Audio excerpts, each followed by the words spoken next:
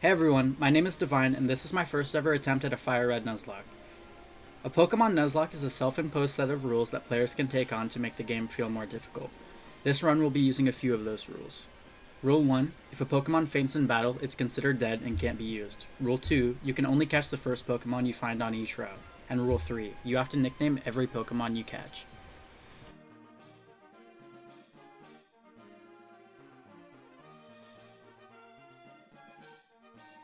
Beginning my journey, I chose Squirtle as my starter, who I named Jules after a chatter in my Twitch chat. I then used Jules to absolutely destroy... Oh, that was a crit. Okay, it's fine, because I was able to clean it up pretty easy after this. I definitely was not sweating from the first battle. From there, I went ahead and caught my first encounters of the run. I caught Rat Power the Rattata, Burb the Pidgey, Mac and Cheese the Mankey, and Peas the Metapod. I trained them up and... Fuck, we just started! How did I already lose one? It sucks, but at least it was early on. Despite our shortcomings with our training, Jules made this fight insanely easy anyways, so it didn't end up mattering too much, for now at least. Sending out Jules against Broxley Geodude, I was able to one-shot him with Water Gun. And luckily, his entire team is quad weak against water, so I literally just clicked Water Gun the entire battle, and that was honestly enough to secure the victory for us. On the way to Cerulean City, we were able to catch a Spearow named Roast Chicken, which is what I wish it would be for killing Rat Power earlier, a Magikarp named Kipper, and a Zubat named Suman.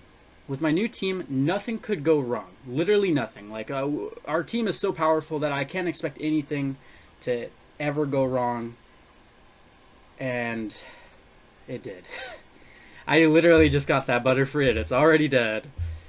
You could probably tell how bad I am by now, but that doesn't mean I can't kick my rival's ass. It's just the same battle as the one outside Viridian, except it's on a bridge. And we've got a couple new Pokemon now, so, yeah. First, I beat his Pidgeotto with Jules, then switched to Burb to handle his Bulbasaur. And that basically marks the end of the battle, because of how easy his Abra and Rattata are. With him out of the way, I try to catch an Abra, but fail, because it teleports, unfortunately. That would have been a very good encounter. However, I do catch an Oddish, who I named Time, who I then used to absolutely destroy Misty's Staryu. Her Staryu didn't stand a chance. First, I Stun Spored it to paralyze, and then spammed a couple Absorbs, and by that point, the first Pokemon was already gone. Next up was her Starmie, who she threw out, and I decided to switch out, just in case it has Psychic, into my Gyarados Kipper. I hit it with an Intimidate, which really doesn't matter all that much. Eat a quick little Water Pulse for breakfast, and then spam a couple bites, which she does heal through, but I'm able to eventually take her down as well. Defeating Misty is actually quite a huge step in the right direction, because now it opens up the map so I can choose to go east or south. I choose south, and on the way south I actually capture a Meowth, which I named Pop-Tart. After capturing Pop-Tart, I venture into Vermilion City where I find this girl and trade her my dead Spearow. Luckily, I get out before she notices that he's dead, so now I have a free Farfetch, which I'll never use. Definitely did not throw it in a box, and definitely did not scam her. Anyways, after I scammed her, I failed to catch a Diglett in the tunnel nearby, which really sucks because I was going to use it for the electric gym, but I did catch an Ekans, which I named Noodle, so that's okay. Thanks to the new member of the team Noodle, I'm able to fairly easily dispatch Pidgeotto thanks to Glare and a combination of bites, and although he did heal, I was able to take him down pretty easily. Once he brought out Kadabra though, I was a little scared of Psychic, so I brought out Jules, and luckily I did switch because that definitely would have killed. And I was able to use Jules to pretty quickly take down Kadabra as well in 2 shots. That crit definitely did not matter. As he brings out his third Pokemon, Ivysaur, there's no way Jules is going to be able to handle this on her own, so I switch out to Suman, and with the help of Suman and a Wing Attack, I am able to defeat our rival's starter Pokemon. Despite being seeded, which didn't matter because it died too quickly for it to come into play anyways. After defeating Ivysaur, our rival brought out his Raticate, and I don't know if you guys know anything about this Raticate, but I'll just say that it's on his team right now, and it probably won't be later. I mean, I didn't do anything. I'm not saying I did anything, but like, the clip speaks for itself. I decided to add Pop-Tart to the team and stupidly went to train in Diglett Tunnel, and this Diglett that was level 18 actually had Arena Trap. And although I tried my best to keep it alive with an X Defend, trying to switch while it was underground, doing all of this, unfortunately, Pop-Tart, the lowly level 12, even with an X Defense, was not bulky enough to live. And right after we added him to our team, quite literally like a minute later, he was killed. After Pop-Tart's death, I was distraught, but made my way into Lieutenant Surge's gym to take on our Electric-type gym challenge. Here, I decided to lead Mac and Cheese because I taught him Dig, which didn't kill, but did bring Voltorb down into the red, and forced Surge to waste one of his super potions, which was nice. But it didn't mean anything, because Mac and Cheese is him, and just one-shots him with a crit anyways, which is honestly crazy. Good job, Mac and Cheese. Then he brings out Pikachu, but he goes down to a single dig, which brings Lieutenant Surge to his last Pokemon of the match, Raichu. Raichu comes out, so Mac and Cheese does what he does best and heads underground, and as Raichu whiffs, we hit a crit to win us the match. Mac and Cheese with the humongous carry. After our win at Surge's gym, I made our way towards Rock Tunnel, and on the way we actually caught a bunch of Pokemon. Babybel the Voltorb, and Candy the Geodude. But unfortunately, after we caught some new Pokemon and were riding high from our wins at Vermilion City Gym, we found a hiker inside Rock Tunnel, and he got Mac and Cheese down pretty low after sweeping his team, but as I healed, he hits a crazy magnitude 10, taking Mac and Cheese down from almost max HP. As you can see, I caught Chiakbaki the Growlithe, which allowed me to fill the spot that Mac and Cheese left, but the hole in my heart was still there. With my new team, I went into Lavender Tower to fight my rival Kaz, and it went about as you'd expect. No losses, same battle, so I skipped it and continued on to Settle Down City, where I got Pineapple the Eevee and took on Erica. She starts out strong with Victory Bell, and I lead Summon the Golbat. Victory Bell falls with a couple of wing attacks, and so do both Tangela and Vile. If I'm being honest, I expected this gym to be a lot harder. I'm hoping Giovanni will pose more of a threat, and I'm not fully disappointed, but his first two Pokemon do fall with quite a bit of ease. His Kangaskhan, however, uses Mega Punch and takes Jewel into the yellow. One more kills, so I use a Hyper Potion, eat a small bite, and take out Kangaskhan. Very luckily. Wow. Honestly though, I feel like this challenge would be a lot better as a hardcore Nuzlocke because I feel the healing, or at least the healing in the extent that I'm doing, makes it a little too easy and takes away a bit of the challenge. So I think I'll start thinking about that from now on.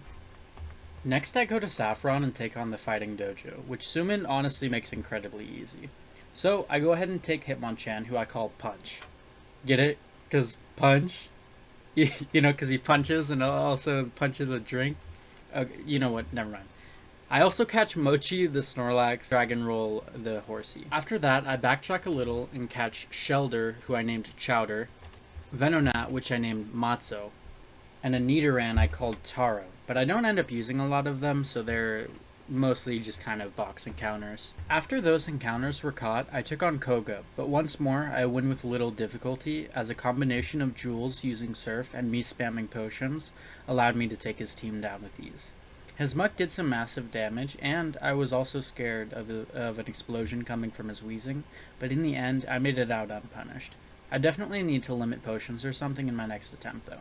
And I unfortunately lost the footage to Sabrina's gym match, but I ended up defeating her with no deaths luckily. She almost took me down, but with Chiakbaki's bites and a few other Pokemon coming in to help me out, I won and went over to Sylph to take on the dreaded rival fight. Genuinely though, I honestly do think I need to limit potions a lot more. So in my next run, which will be a Heart Gold and Soul Silver run, I think I'll be doing it in a hardcore Nuzlocke format. Don't fully quote me on that, I might change the rules, but until then, you'll see.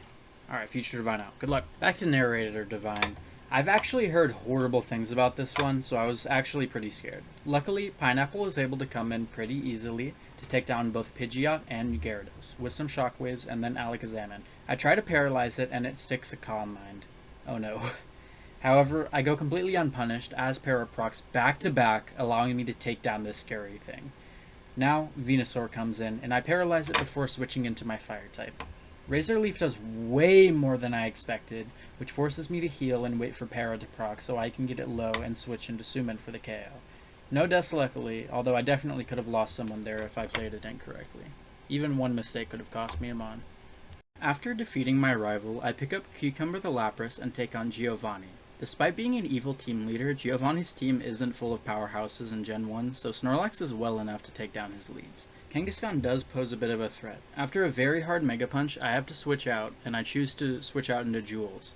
Jules takes the hit well though, and does some pretty good damage paired with a potion to keep him safe. Once Kangaskhan is down, his final Pokemon falls easily, and we find ourselves on Cinnabar Island with our new join, Taro, facing Eradicate. It happened so fast, I didn't even realize what happened. Rat Power's older cousin had got revenge for me letting him die so early in the run. It was an unfortunate loss because of Taro's ground type. He would have been really useful for both the Elite Four, Giovanni, and Blade. But we'll just have to focus on the next gym battle to get our minds off of it. Jules is great here, so we can focus them against Blaine's somewhat scary team. His first two Pokemon go down easily to some Surfs, but then his Rapidash comes out, who I expect to be more of a challenge. But then he goes down to one Surf as well. Now, we're up against this Ace though, so now this one is definitely going to be the biggest challenge of this run so far. I mean, it's an Arcanine. I can't expect this one to go down easily, and it definitely didn't just go down to a few Surfs as well. Okay, wow, that was actually insanely easy. Well, unexpectedly, Jules actually just cooked Blaine's entire team. So, although there's only one gym leader left on this run, I don't know what to expect. It is ground type, Jules being as crazy as they are, coming in with Surfs left and right. I mean, I expect it to be a little harder, but his Rhyhorn easily goes down to one Surf. Out comes Dugtrio. Oh, that also goes down to one Surf. His Nidoqueen comes out. That goes down to one Surf. Nidoking? Okay, Nidoking has to survive, okay? That's definitely... And it goes down to one Surf as well. His last Pokemon must be something strong. His strongest, his ace. Something that's about to wipe my entire team. Is that a Rhyhorn? You know what? Never mind. I don't care. Just give me my badge. And you know what, Kaz? You know what? Just get out of my face. You're no challenge for me anymore. Just get out of here. Once we're past Kaz, we're truly in the big leagues now. The first of the Elite Four, Lorelei, leads Dugong, and I lead my Jolteon, Pineapple. I decide to go for a quick KO and use Shockwave, and it's a really big hit. Dugong rebuttals with a light Surf, and that gives me the first KO of the match. Lorelei brings out Cloyster next, but it's no match for the electric attacks of Pineapple. So it falls, and she brings out Slowbro, who doesn't eat a Shockwave very well, but sets up an Amnesia that lets it survive the second. With that, Lorelei pops a full Restore, and eats another Shockwave. Lighter this time.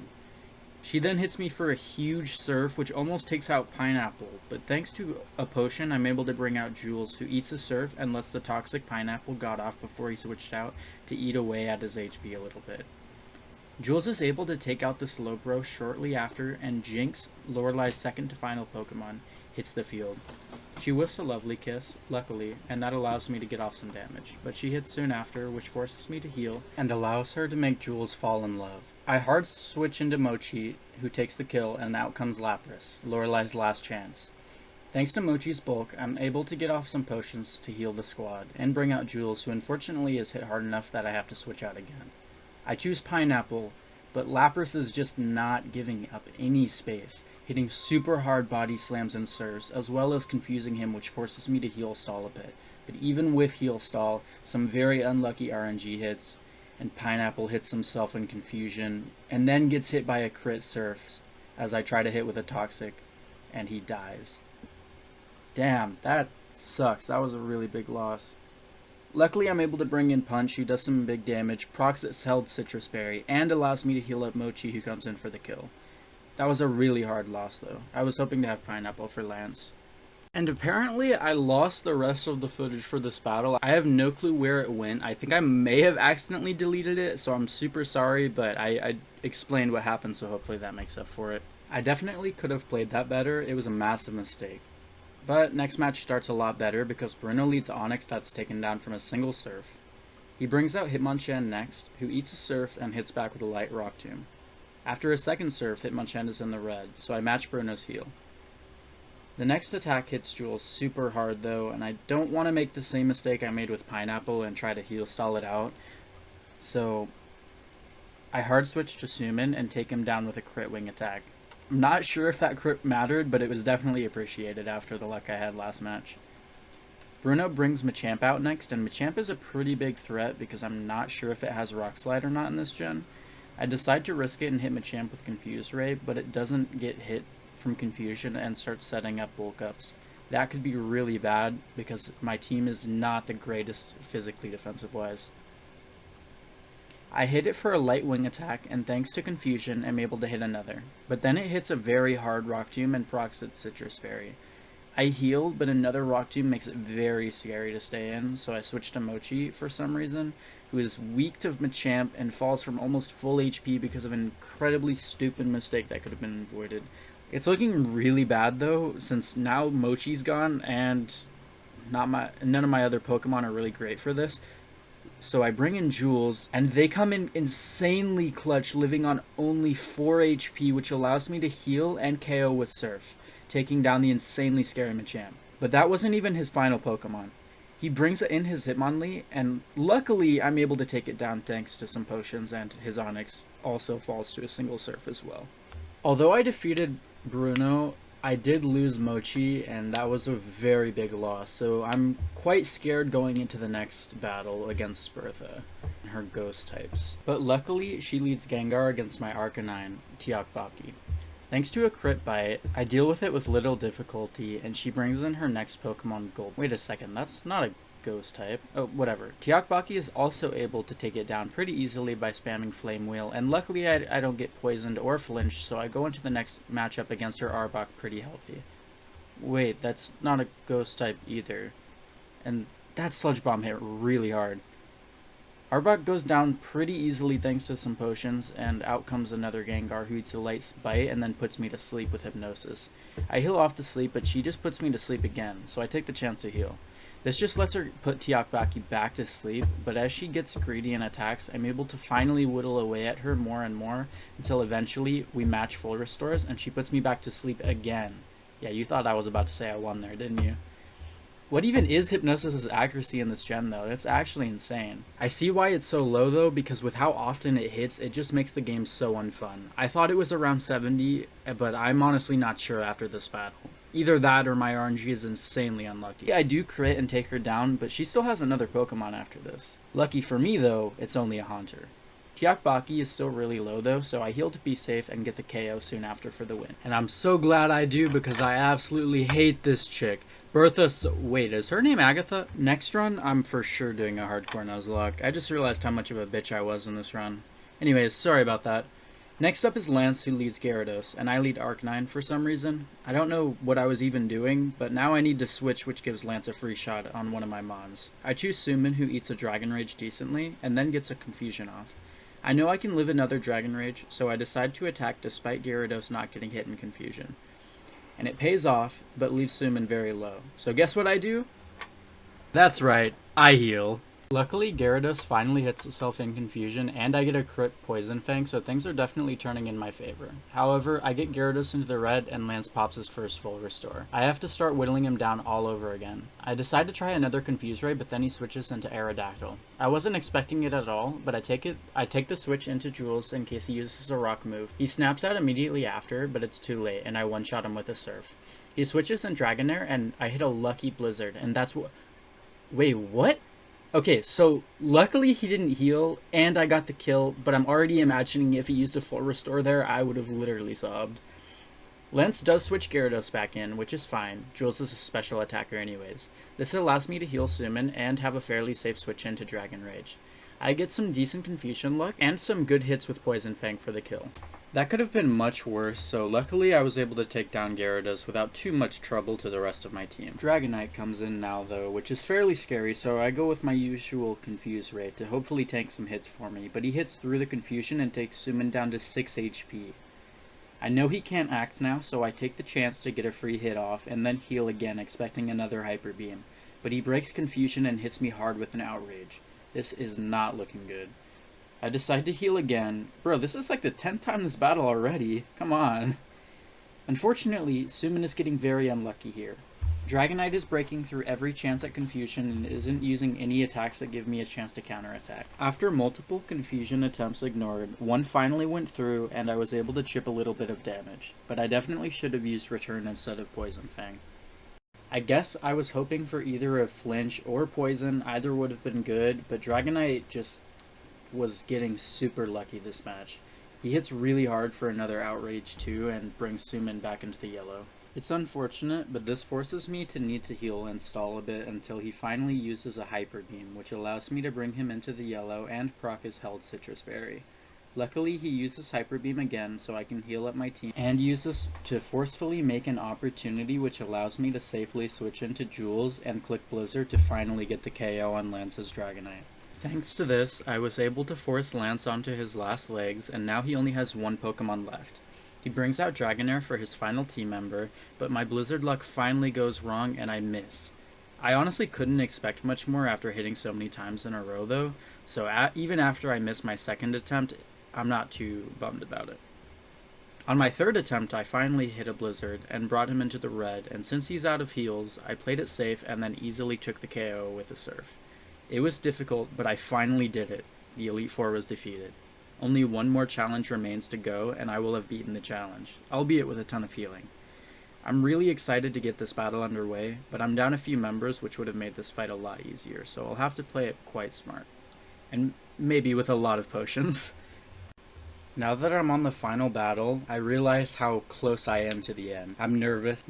On the surface I look calm and ready to drop bombs, but I just keep on forgetting.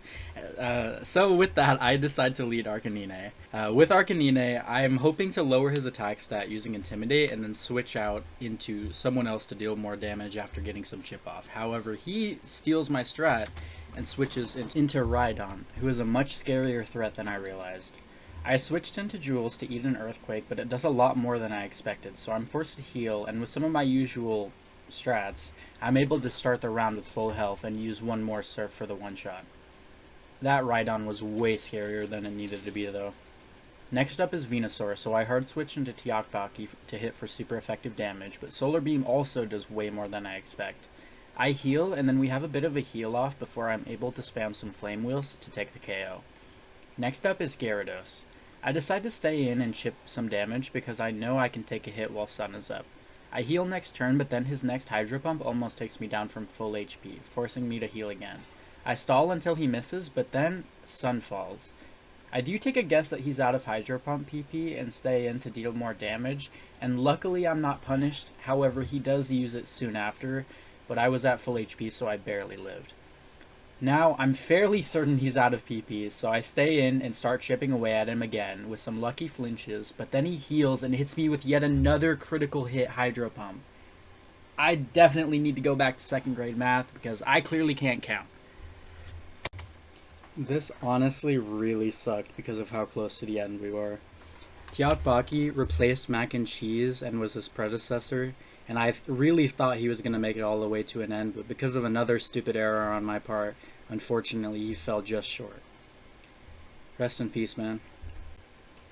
But just because of a stupid error on my part doesn't mean I can let this run fall short. We're so close. We are so close I can literally taste it. Tiokbaki may have fell, all of the others may have fell, but we will not end here. Dragonite, everyone that we defeated prior, gone. There was only a few more Mons left, and once we have defeated those, there's nothing more that can stop us. I decide to send out Punch, hoping that Thunder Punch will be enough to finish off Gyarados, but it hits for a lot less than I expected it to. It does get a para though, which is really hype until he lives on one and hits the Rue Paralysis to kill with Thrash. Sumin does come in for the revenge kill, and then Kaz brings out Alakazam, which is horrible for me. I switch into Jules, who eats one for just under half, which normally would be a great thing, but he gets to the Spadef drop, so I can't live another. I decide to heal a bit more until Alakazam uses a different move, and this allows me to get a couple huge Surfs off and bring them into the red. Because of Jules' amazing attack and defense, we're finally able to bring Alakazam down enough that allows us to eventually take them down. Right when we are given the opportunity, we kill them. That leaves Kaz with only one more option left, to bring out his Pidgeot from earlier in the battle. I have to heal to live the Future Sight and Aerial Ace combo that I'm about to get hit by, but am then able to finish him off with a Blizzard. Only one more remains, and that's his Arcanine. However, I have Julesen, who has a huge advantage, and here I am at the end. So there's no way am I letting him go down. I spam a few more potions, hit him with Surfs to finish off the run.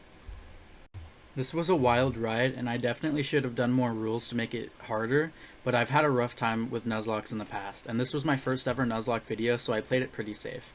This was amazing fun though, so I'm really excited to go into my next run soon.